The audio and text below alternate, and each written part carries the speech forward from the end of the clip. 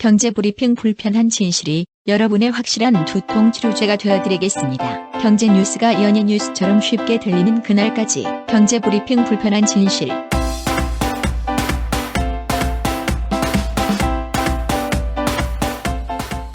경제브리핑 불편한 진실 12월 1일 순서 시작하겠습니다. 벌써 12월 달이네요. 그렇습니다. 12월 첫날 아주 반가운 댓글로 저희가 한번 시작을 해볼까 합니다. 네. 저희 팟빵 게시판에 잠복근무라는 아이디 쓰시는 애청자가 필리핀 특파원이셨나봐요. 우리가 임명은 안 했는데 본인 스스로 이렇게 얘기하시면서 아주 소중한 댓글을 남겨주셨어요. 아유, 근데 셀프 임명 환영합니다. 그러니까요. 저희는 저희가 임명하고 말고 할 만한 권리가 없죠. 저희 애청자 여러분들이 주인이시기 때문에 스스로 다 각 지역에 특파원 하셔도 전혀 상관이 없습니다. 네. 아니 근데 이 필리핀 특파원님이 어떤 얘기를 해주셨나 봤더니만 이 책이 인기가 꽤 있네요. 저희가 얼마 전에 소개해드렸었던 그림자 노동의 역습 네. 요 관련된 내용이에요. 아유, 이게 뜻하지 않게 계속 회자가 되고 있어요. 그렇죠. 얼마 전에 중국 특파원도 중국에서 이 그림자 노동 어떻게 진행되고 있는지 네. 또 미국 특파원도 미국의 그림자 노동 얘기를 해주셨잖아요. 네. 요번엔 필리핀 얘기입니다. 이 잠복근무님이 남겨주신 내용에 따르면요. 필리핀은 인건비가 엄청 저렴하대요. 그래서 서비스도 고객보다는 판매자 우선이라고 합니다. 판매자 우선이란 게 이게 뭔 얘기인가 봤더니 편의점이나 패스트푸드점 가면요. 긴 줄에 사람들이 기다리고 있는데 우리 같으면 난리가 나잖아. 네. 빨리빨리 좀 해줘 막 이런 얘기도 나오고요. 그런데 이 필리핀 사람들은 그냥 기다린대. 그러면서 자기들끼리 농담도 하고 이 기다리는 것 자체를 불평불만을 하지를 않는다는 거예요. 네.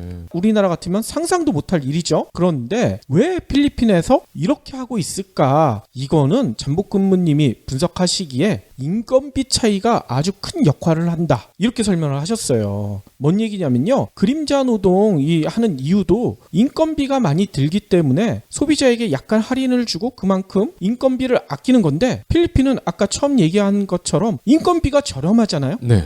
인건비 자체를 아낄 필요가 없기 때문에 이렇게 그림자 노동이 이루어지고 있다는 얘기인 거죠.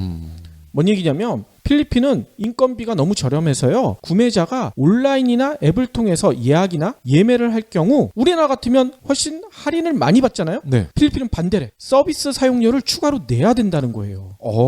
앱으로 기차표를 끊으면은 그 앱을 이용한 요금을 따로 내야 된다는 거군요. 그렇죠. 필리핀 같은 경우에는 아까 얘기처럼 인건비가 너무 싸기 때문에 시간이 급하거나 빠른 처리를 원하면 빠른 온라인을 이용해라 이렇게 유도를 하는데 문제는 시스템 유지비를 소비자가 부담하는 조건이라는 거예요. 네. 가격이 더 비싸진다는 얘기인 거죠. 예를 들어 영화 있죠. 필리핀에선 영화 한 편이 보통 5,000원. 우리나라보다는 훨씬 저렴하긴 하네요. 네. 그런데 그냥 극장 가서 사면 5,000원이 맞는데 이걸 온라인 예매를 하잖아요. 우리는 훨씬 싸잖아. 그렇죠. 근데 필리핀은 아까 얘기대로 반대로 온라인 예매하면 6,000원, 1,000원이 비싸진다는 거야. 영화뿐만 아니라 항공권 예약, 온라인 송금 이런 것도 직접 하는 것보다 온라인이나 앱을 이용하게 되면 훨씬 비싸다고 합니다. 그러니까 진짜 우리나라랑 상황이 완전히 반대네요. 네. 물론 인건비가 싸기 때문에 이럴 수도 있지만 어떻게 보면은 일자리를 유지하기 위한 마지막 수단이다 이렇게 봐도 될 것 같은데요? 그렇죠. 그렇기 때문에 진짜 각 나라별로 그림자 노동이 어떻게 진행되고 있고 그거로 인한 일자리 감소를 어떻게 대비하고 있는지 이런 것들도 한번 저희가 비교해보면 상당히 재밌을 것 같아요. 네. 그러니까 각 지역에 계신 저희 특파원 여러분들 예. 각 지역 소식 좀 많이 전해주시길 부탁드리겠습니다. 남미 아프리카 특파원들 좀 분발해 주세요. 있긴 있죠 우리가.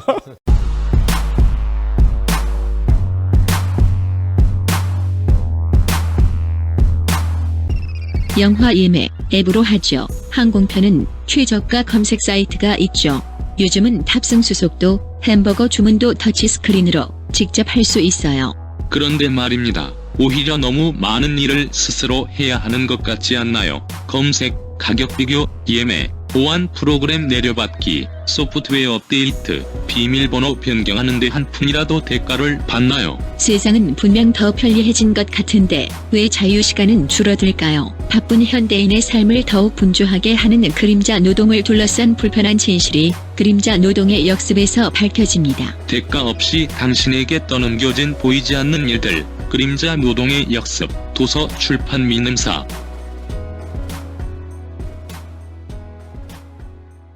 그러면 오늘 꼭 챙겨야 할 경제 브리핑. 오늘 놀라운 합의가 이루어졌다고 합니다. 어떤 합의냐면요. 오페크 있죠. 석유 수출국 기구. 여기가 8년 만에 감산에 합의했대요. 감산하면은 기름값이 올라가겠네요. 아마 그럴 가능성이 좀 있죠. 아무튼 오페크가 밝힌 바에 따르면요. 30일 그러니까 현지 시간으로요. 오스트리아 빈에서 총회를 열었는데요. 9시간이나 마라톤 회의를 해서 회원국들이 하루 최대 생산량을 120만 배럴을 줄이기로 합의했다고 합니다. 이렇게 오페크가 합의한 것은요. 2008년 금융위기로 유가가 주저앉아가지고 그때 하루 평균 150만 배럴 감산한 이후 처음이라고 해요. 네. 근데 2008년보다는 조금 감산량이 줄어들었네요. 아무튼 이 오페크 회의가 열리기 전에 거의 모든 외신이 이번에도 이거 합의 제대로 되지 않을 것이다. 보통 그렇게 전망을 했거든요. 진짜 진통도 예상되고 했는데 다행인지 불행인지 모르겠지만 사우디, 이란, 이라크 등 3대 산유국 있죠. 산유국이 얘네들 전쟁도 한 나라들인데 요번에 쟁점에 합의를 했대. 그래서 예상보다 쉽게 합의를 도출해냈다고 합니다. 이란이 포함이 된 게 신선하네요. 그러니까 이란, 이라크 전쟁 벌였던 나라 아니에요. 사우디도 마찬가지고. 근데 이란은 합의는 했지만 감산은 한 건 아니고 자기들은 동결하겠다. 이렇게 얘기한 거죠. 증산은 하지 않겠다. 이렇게 합의를 했다고 합니다. 네. 오페크가 이렇게 합의에 도달하니까 비오페크 회원국 중 최대 산유국 있죠. 러시아도 생산량을 감축할 의사를 밝혔다고 해요. 그래서 오페크가 최종 감산에 이르게 되면 원유 공급 과잉이 상당 부분 해소가 돼서요. 유가가 배럴당 60달러대까지 오를 수도 있다. 이런 전망이 벌써 나오고 있다고 합니다. 네. 근데 문제는 아까도 얘기했듯이 이란은 감산이 아니죠. 동결이죠. 네. 증산만 안 하겠다고 했어요. 이란뿐만이 아니라 이번에 감산에서 예외 조치를 받은 나라가 또 있어. 어디냐 봤더니 리비아, 나이지리아.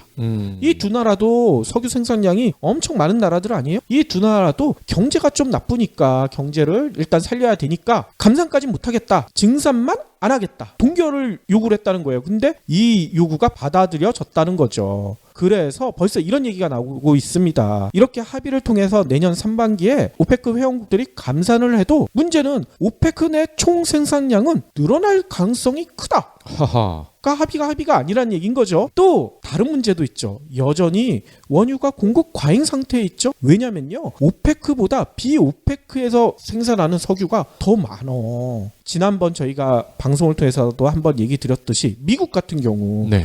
트럼프가 대통령 되자마자 셀가스 개발 본격적으로 나서겠다. 원유 생산량 증가하겠다. 이렇게 얘기하고 있잖아요. 맞습니다. 그러니까 유가 상승은 제한적일 것이다. 이런 얘기도 나오고 있대요. 근데 이 시점이 되면 늘 걱정이 되죠.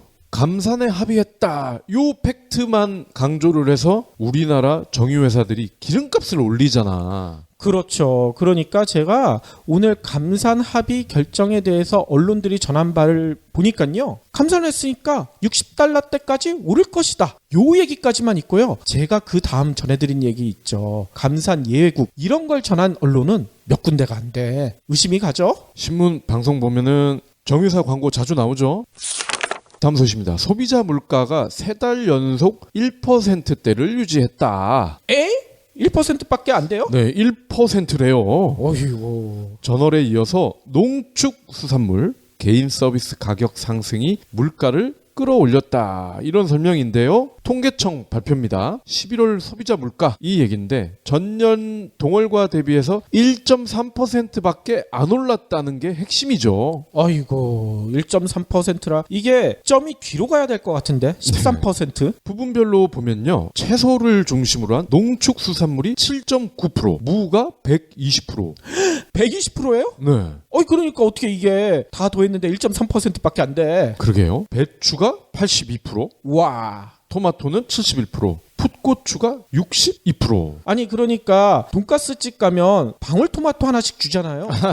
요즘 그걸 안 주더라고. 전 그래서 기분 나빠서 안 먹어. 방울토마토. 그런 거는. 다만 가을 물량이 출하되면서 조금씩 하락을 해서요. 지난달에 비해 상승폭이 그나마 줄었다고 합니다. 석유 같은 경우는요. 1년 전보다 하락폭이 축소됐어요. 1년 전에는 마이너스 5.7이었는데 지금은 마이너스 2.8이라는 거죠. 아니 이 하락폭도 아까 감산 합의했다 하면서 더 줄어들고 오히려 상승하겠네. 그럴 가능성이 큽니다. 전기, 수도, 가스도요. 지난달 1일자로 가스 요금이 5.6% 오르면서 마이너스 8.2%에서 마이너스 6.4%로 하락폭이 줄었고요. 소주 11.4, 주택관리비 3.6, 학원비 3.0 이렇게 상승세를 나타냈는데 아까 처음에 1%라고 발표했다고 말씀드렸잖아. 그러니까. 근데 지금 70고사하고 한 자릿수도 별로 없어.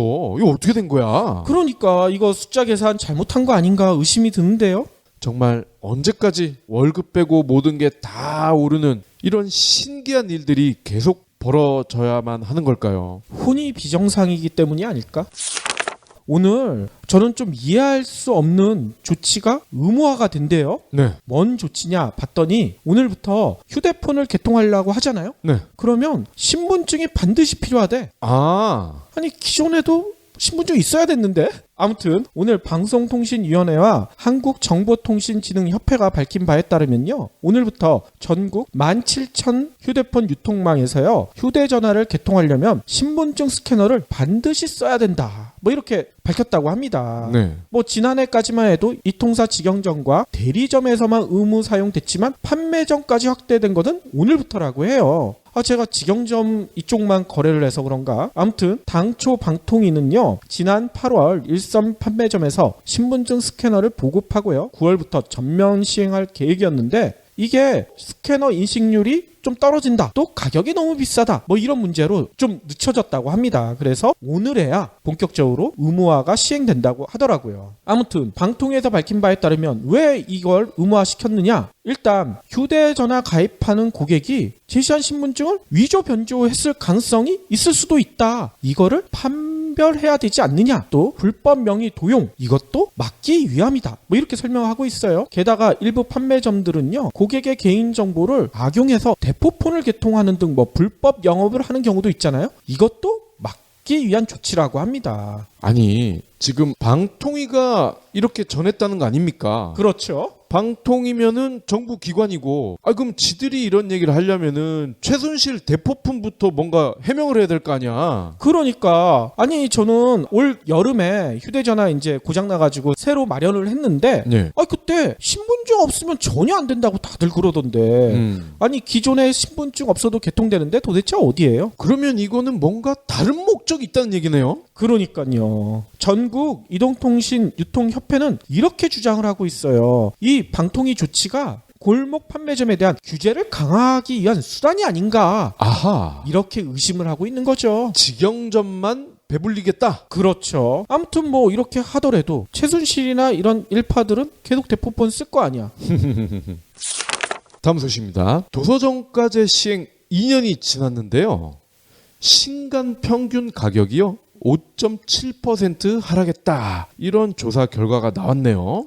그래요? 아울러 중소출판사의 출판 활동 여건이 개선됐다. 그리고 복합 전문 서점 이런 새로운 형태의 창업이 증가했다. 어쨌건 긍정 일변도다. 뭐 이런 내용이죠. 아니 도대체 이거는 어디서 발표한 자료입니까? 문화체육관광부 발이네요. 역시나. 예. 개정 도서정가제 시행 2년 조사 결과 뭐 이런 내용을 발표를 했습니다. 교보문고 납품도서 기준 신간 단행본 평균 정가가 2년간 평균 1,100원 정도 하락을 했어요. 이게 5.7%라는 겁니다. 신간 단행본 정가가 2년 전에는 19,000원. 근데 작년에는 18,000원. 올해도 18,100원 정도로 유지가 됐다는 거죠. 그렇군요. 아니 그러면 이 도서정가제 밖에 있는 18개월 이상의 구간은 어떻게 됐어요? 구간은요. 3만 원에서 17,000원으로 약 40% 정도 떨어졌네요. 와, 구간이 이렇게 많이 떨어졌어요?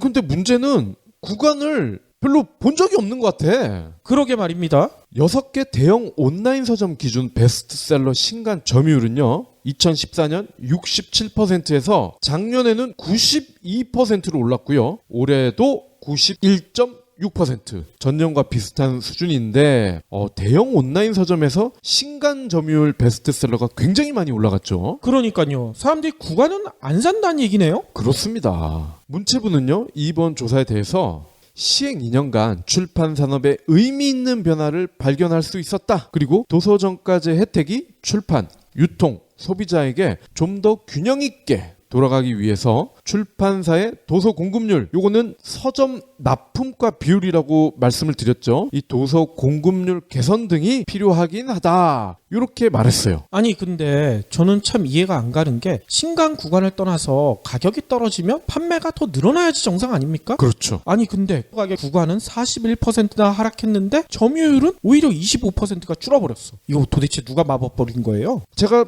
보기가 힘들다고 말씀드렸잖아요. 그렇죠. 그렇기 때문인 거 아닐까요? 아예 가격 떨어진 거는 판매대에서 치워버렸다? 삼겹살 100g에 1,800원 해서 전단지 찍어 놔서 가봤더니 오전에 동났는데요? 3,000원짜리 사셔야 되는데요? 그거랑 똑같은 거 아닙니까? 그렇군요. 그런 꼼수가 있겠군요.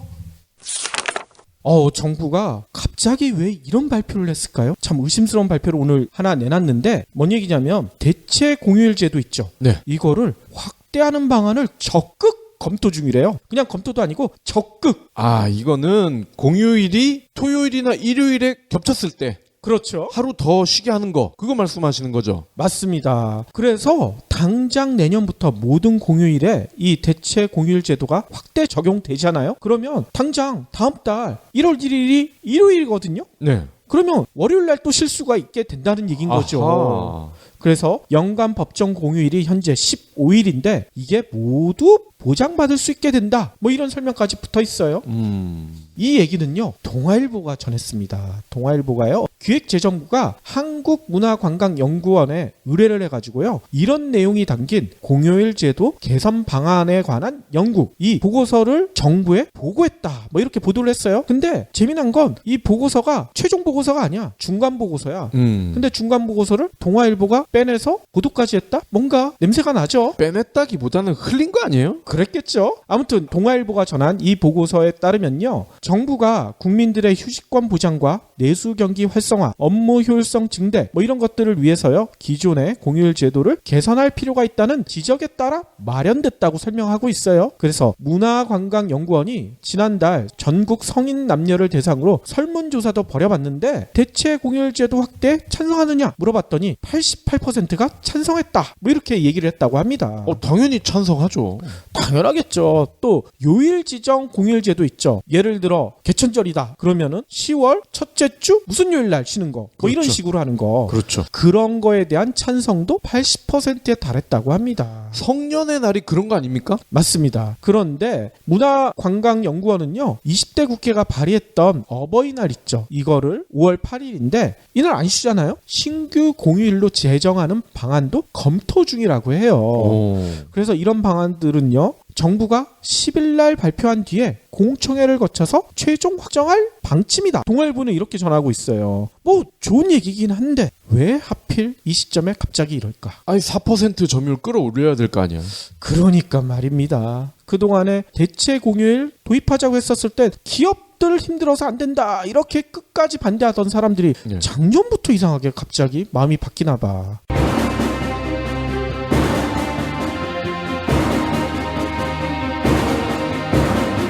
어느 날 갑자기 400억 원의 빚을 지게 된다면 어떤 생각이 들까요? 겨우 36살의 나이에 엄청난 빚을 지게 된 한 남자가 빚을 갚아 나간 장장 16년간의 세월을 책으로 썼는데요. 소설보다 가혹한 현실에 많은 독자들이 눈물을 흘렸다고 합니다. 중소기업 사장님, 예비 창업자, 지금 최악이다! 이렇게 생각하는 분들이 자신의 인생을 들여다보고 용기를 얻었으면 하는 바람에서 저자분은 이 책을 썼다고 합니다.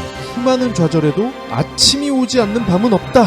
이러한 말을 남겼습니다. 독자 서평 중에는 위기 극복의 필독서가 될 것이다! 이러한 글이 있을 정도라고 합니다. 자세한 이야기는 어느 날 400억 원의 빚을 진 남자에서 만나실 수 있습니다. 도서출판 한빛 빚.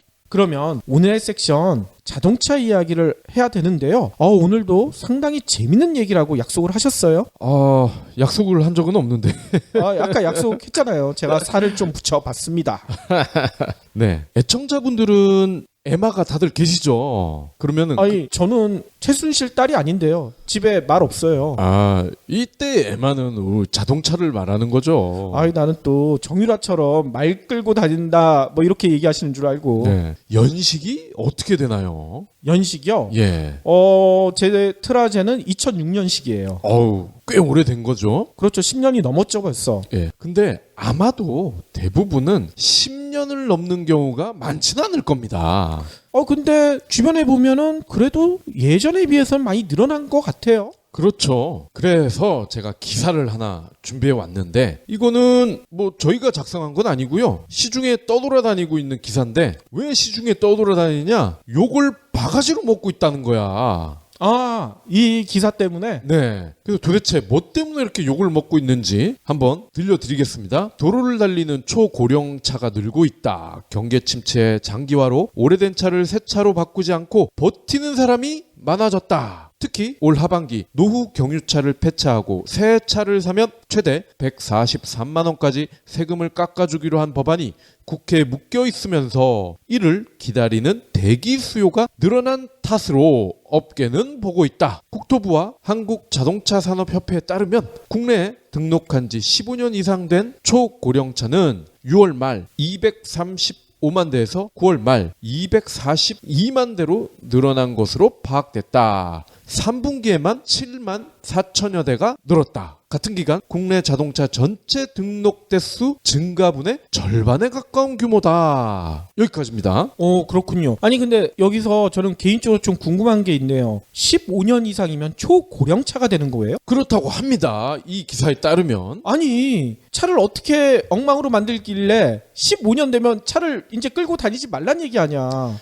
이게 말이 되나요? 예, 뉘앙스가 그렇죠. 기사에도 나오지만 15년 된 초고령차를 폐차하지 않고 그대로 모는 이유는 경제가 어려워서 새 차를 살 만한 여유도 없고 거기다가 경유차를 폐차하고 새 차를 사면 143만 원의 보조금을 주는데 이 법안이 홀딩이 됐다. 그래서 사람들이 마냥 버티고 있다. 이게 이 기사의 핵심이거든요. 그렇죠. 그런데 기사의 행간을 잘 보면요. 전자보다는 후자의 방점이 찍힌 듯해요. 법안이 국회에서 홀딩돼 있으니까 이거를 좀 빨리 통과시켜 달라? 예. 그리고 이거를 알고 있는 소비자들이 일부러 버티고 있다. 보조금 받기 위해 기다리고 있다는 겁니다. 그 15년 된 오래된 차를 시꺼먼 연기를 뻥뻥 내뿜고 다니고 있다. 이 143만 원 때문에 그거거든요. 근데 뭔가 불편하지 않습니까? 무지하게 불편한데요? 이 PD님이 방금 전에 질문을 하셨잖아. 이 15년이라는 게 정말 초고령이냐? 2001년식부터 그 전에 나온 차가 15년 이상이거든요. 그렇죠. 그러면 연간 평균 2만 킬로를 뛴다고 했을 때 30만을 뛴 차입니다. 애청자분들의 차 또는 지인들의 차를 한번 떠올려 보세요. 르망, 스텔라 기억나세요? 기억나죠. 네, 얘들은 뭐 워낙 오래된 차들이고요. 이 스텔라까지는 아니더라도 삼성이 처음 자동차 업계에 진입을 할 때 내놓은 네모난 SM5 그리고 EF 소나타, XG 그랜저, 아반떼 XD 그리고 기아의 옵티마 이런 차들이 여기에서 말하는 초고령차에 포함이 되거든요. 경유차로 따지면은 구형 코란도, 무쏘, 카니발, 산타페, 투싼, 스포티지 그리고 포터와 같은 트럭 이런 게 해당이 되는 겁니다. 그렇죠. 근데 신기한 건요. 방금 말씀드린 얘들이 아직도 잘 굴러다녀. 그러니까. 그리고 얘들을 끌고 있는 분들에게 물어보면요. 의외로 고장이 적다는 겁니다.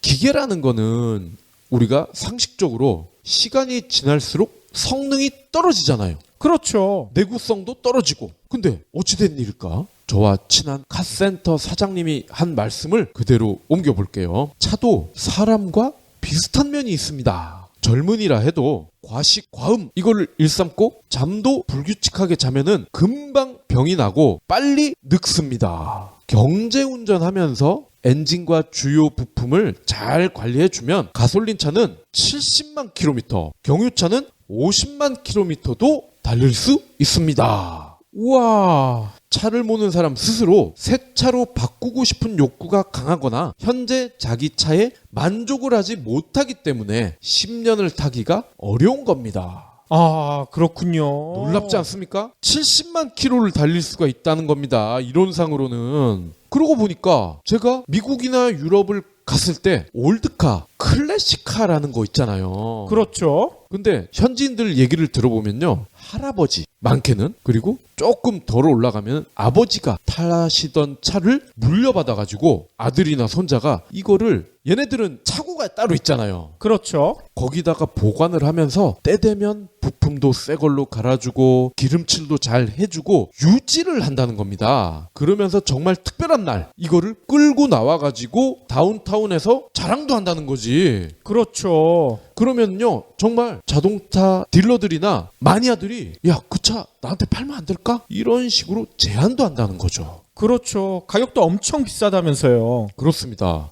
그러니까 미국에서는 지금도 70년대, 80년대 클래식카를 어렵지 않게 볼 수가 있는 이유가 여기에 있는 거예요.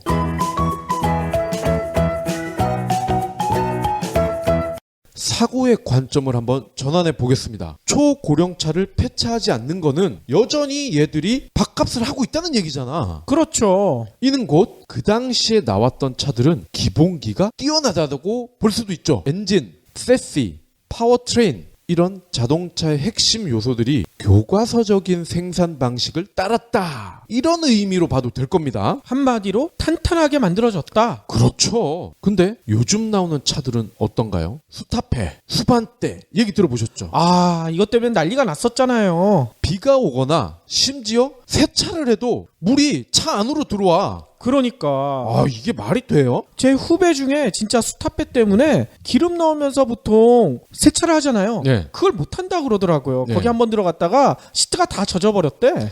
그리고요, 운전석 시트 아랫부분에 녹이 쓸어 있어. 그렇다고 이 차가 5년 10년 된 차가 아닙니다. 딜러로부터 인도받은 그 시점이야. 혹시나 하고 차 밑에 슉 봤더니 녹이 쓸었네? 이야. 그리고 우리가 종종 왜 동전이나 신용카드를 의자 옆쪽으로 떨어뜨리는 경우가 있어요. 그럴 때 스마트폰에 후레쉬를 켜서 딱 이렇게 보잖아. 그때 딱 걸리는 거지. 녹슨 게. 방금 내가 딜러한테 차 받았는데 새 차를 사고 싶어도 그닥 마음이 동하지 않아요. 그러니까 지난번에 뽑기 뽑는 거랑 똑같다 그 얘기 한번 하셨잖아요. 네. 그리고요, 이 보상금 메리트를 따져볼게요. 15년 이상 된 경유차를 폐차하면 143만 원을 받을 수 있다. 근데 지금은 아니고 곧 그렇게 될 수 있는데 국회에 계류 중이다 보니 사람들이 대기 중이다. 근데요, 경유차는 원래 상대적으로 가솔린 차보다 원가가 비쌉니다. 트럭은 말할 것도 없고 세단, SUV도요. 그렇기 때문에 가장 낮은 가격으로 출발할 수 있는 트림이 2천만 원대 후반이란 말이에요. 그렇죠. 근데 지원금은 고작 143만 원. 어떤 바보가 143만 원을 아끼기 위해서 3천만 원 가까운 돈을 쓰겠어요? 이게 말이 안 되잖아. 이런 기사가 나올 수가 없는데 상식적으로 바보가 아닌 이상 왜 나오는 걸까? 누가 바보인 걸까 도대체? 노후 차량은 이산화탄소나 질소산화물을 많이 내뿜는다. 그래서 환경오염의 주범이다. 그렇기 때문에 후손들을 위해서, 아니 지금 당장 내 폐를 위해서라도 새 차로 갈아타야 한다. 이런 의식을 심기 위함이 아닐까. 물론 틀린 말은 아닙니다. 더러운 가스를 마구 뿜어대는 차를, 그런데 만든 게 누구냐는 거지. 소비자가 만들었어? 그러니까 자동차 제조사입니다. 즉 현대차나 기아차가 돈을 더 들여서 나쁜 가스를 덜 뿜어내는 차를 만들면 되는 거예요. 그렇죠. 그리고요, 도로를 달리는 오래된 차는 시한폭탄이다. 이러한 공포감을 조성하려는 의도가 아닐까. 내 차가 달리다가 얘들 말대로 정말 오래돼서 엎어졌어, 파손이 되거나 그러면은 내가 다치거나 죽는 거는 뭐 그렇다 치고 나와 아무 상관이 없이 그냥 내 차 앞뒤 옆에 있었다는 이유만으로 그들이 피해를 볼 수 있다. 이러한 착한 소비자의 심기를 불편하게 한다. 이런 의도가 있는 것 같다는 거죠. 근데 이것도 역시 마찬가지예요. 현대나 기아차가 15년은 기본이고 18년은 물론이고 30년을 거뜬히 탈 수 있는 튼튼하고 안전한 차를 만들면 되는 거예요. 그렇죠. 이렇게 못 만들기 때문에 지금 이런 사단이 나는 거 아닙니까? 근데 못 만드는 걸까요? 안 만드는 걸까요? 아유, 당연히 후자겠죠. 그럴 가능성이 크죠.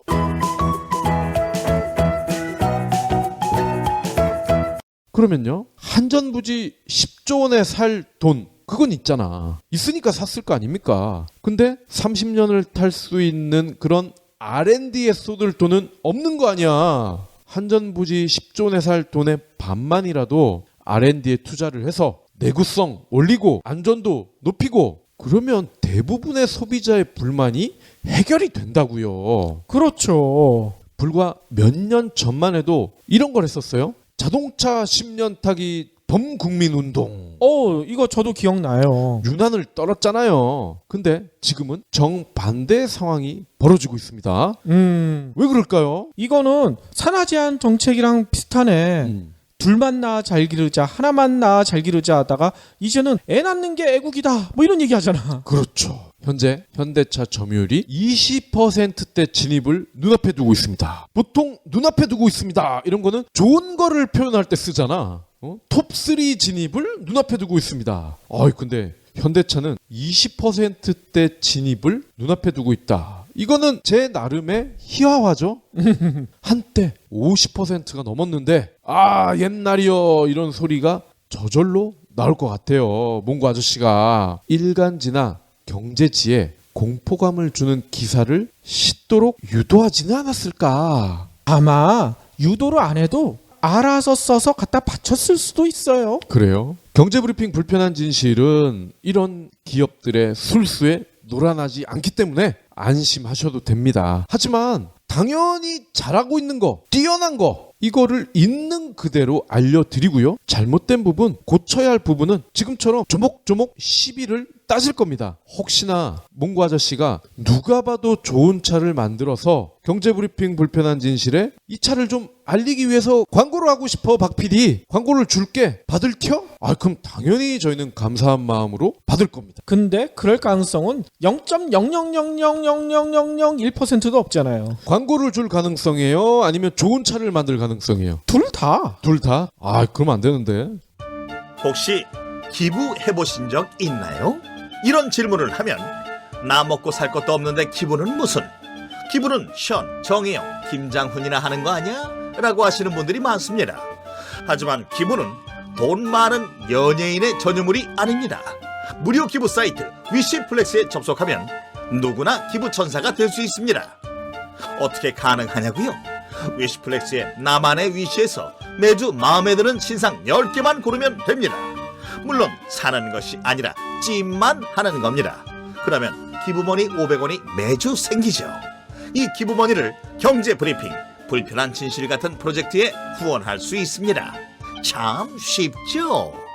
보너스도 있습니다. 매주 추첨을 통해 골라놓은 신상을 최대 90% 할인된 가격으로 살 수 있는 기회도 제공합니다. 기부도 하고 신상도 챙기고 그야말로 꽉 먹고 알 먹고입니다. 이래도 기부는 나와 상관없는 딴 나라 이야기라고 하실 건가요? 당장 위시플렉스에 접속해 자랑스러운 기부천사의 이름을 올리세요. 오늘도 제가 페이스북에서 본 감동적인 동영상 이야기로 마무리를 할까 하는데요. 동영상 한번 얘기를 들어보시면 여러분들도 느끼는 점이 상당히 많을 것 같다는 생각이 듭니다. 일단 동영상에는요, 미국인 것 같아요. 미국 법정인 것 같은데 한 사람이 금붕어가 한 마리 든 어항을 들고 일장 연설을 시작해요. 뭐라고 얘기를 하냐면 아인슈타인은 이렇게 말한 바가 있습니다. 모든 사람은 천재다. 그런데 물고기를 나무 타 올라가는 능력으로 평가하자면 그 물고기는 평생을 스스로가 바보라고 생각하며 살 것이다. 이 사람은 말을 또 이어갑니다. 배심원 여러분, 오늘 우리는 근대 학교 제도를 재판합니다. 학교는 물고기를 나무에 오르도록 만들 뿐만 아니라 나무를 타고 내려오게도 만들고 단축 마라톤도 달리게 만듭니다. 학교는 답변해 주시기 바랍니다. 그게 자랑스럽습니까? 수백만 사람들을 로봇으로 만들어 놓고 그게 재미있습니까? 얼마나 많은 어린이들이 그 물고기 같은지 아십니까?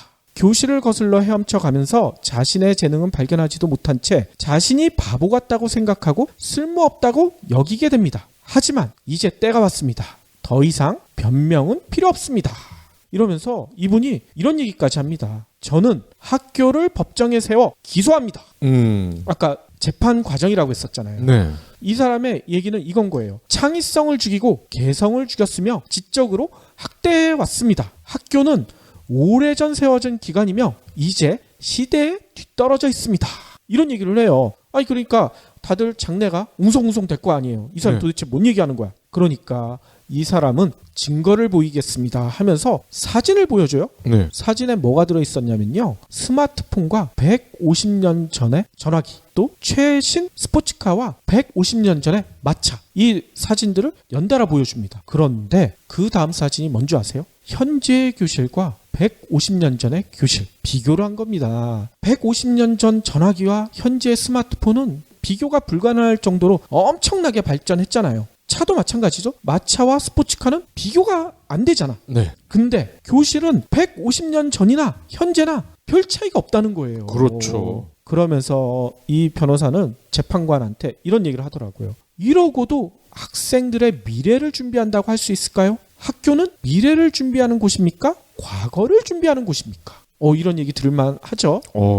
그러면서 이 얘기까지 하더라고요. 역사적으로 학교는 사람들을 공장에서 일하도록 훈련시키기 위해 만들어졌습니다. 이게 독일에서 먼저 출발을 했잖아요. 오와 열을 맞춰 가만히 앉아 있으라고 하고 말하고 싶을 땐 손을 들라고 했던 이유가 여기 있습니다. 또 1등을 하라고 하죠. 근데 품질 등급을 매기는 것 같지 않나요? 오늘날 우리한테 필요한 것은 로봇 같은 좀비가 아니에요. 세상은 계속 바뀌고 있고 우리는 생각할 줄 아는 사람이 필요해요. 창의적으로, 혁신적으로, 비판적으로, 독립적으로, 하지만 서로 관계를 맺는 능력과 함께요. 의료도, 자동차도, 페이스북도 모두 개인에게 맞춰 서비스되고 있습니다. 따라서 교육도 그렇게 돼야 합니다. 수학도 중요할 수 있지만 음악과 미술도 중요합니다. 모든 재능에게 공정한 기회를 줘야 합니다. 이게 꿈같이 들릴 수도 있죠? 하지만 이게 실현된 나라가 있어요. 어딘가 하면 핀란드입니다.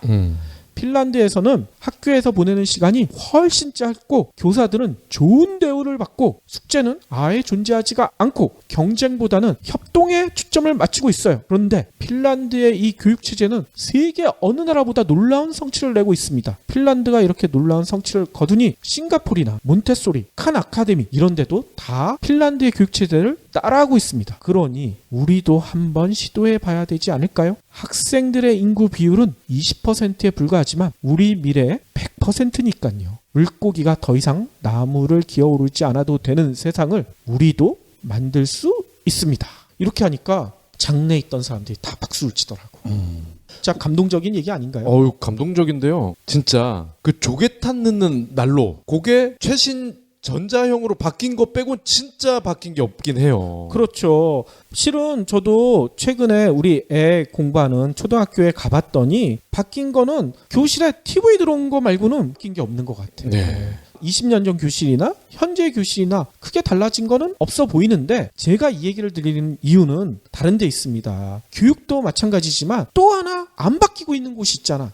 어딘지 다 아시죠? 정치? 그렇죠. 정치도 보면 10년 전이나 20년 전, 30년 전 정치나 현재의 정치나 바뀐 게 뭐가 있나요? 오히려 퇴행한 것 같아요. 정치는. 그렇죠. 예전에도 국민들의 민심을 최대한 대변하겠다고 모든 정치인들이 나서서 자신들의 표도 구걸하고 여러 가지 선거운동도 해왔는데 당선만 되면 국민들을 다 외면하죠. 이게 지금도 반복되고 있잖아요. 직원하는 아랫사람도 없고. 그러니까요. 그렇기 때문에 여기에 나왔던 남성이 교육을 바꿔야 된다고 얘기했듯이 우리는 교육뿐만 아니라 정치까지 바꿔야 될 것 같습니다. 진짜 요번 토요일 300만 촛불로 정치 변화에 대한 국민들의 열망을 보여줘야 될 것 같아요.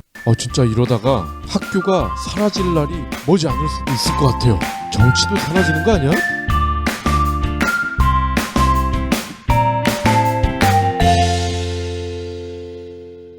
경제브리핑 불편한 진실 완수해주셔서 감사합니다. 하트 투척, 댓글 남기기, 계좌 후원 등 다양한 방법으로 힘을 보태주세요. 계좌 정보는 경제브리핑 팟빵 공지 코너에 있습니다.